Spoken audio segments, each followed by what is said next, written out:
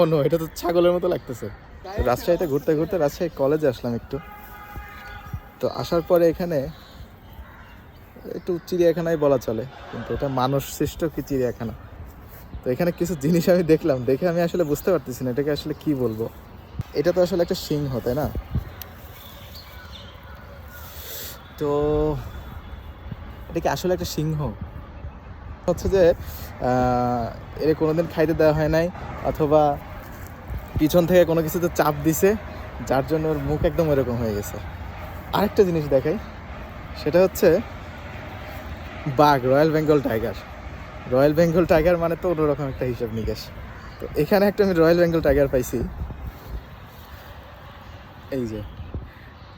আমি আসলে শিওর হতে পারছি না এটা আসলে রয়্যাল বেঙ্গল টাইগার। ও মাই গড, আমার না একটু ভয় লাগতেছে ওর দিকে। এটা কিছু হইলো? এটা কি বাঘ বলে? মানে এইভাবে বাঘ বানায়, পুরো বাঘ জাতির মান সম্মানটা নষ্ট করে দিছে। এটা কি ঠিক বলেন? হ্যাঁ। আবার এইদিকে একটা জিরাফ বানাইছে।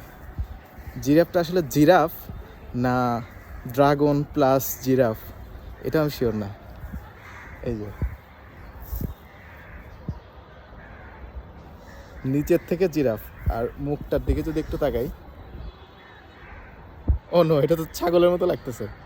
আবার ড্রাগনের যেমন ঘাড়ের উপরে ছোট ছোট হাড় মতো থাকে, এখানে সেই হাড় আছে, ওই যে দেখা যাচ্ছে না, ওই যে। তাহলে একটা প্রাণীর ভিতরে টোটাল 3টা প্রজাতি। ওকে, থ্যাংক ইউ।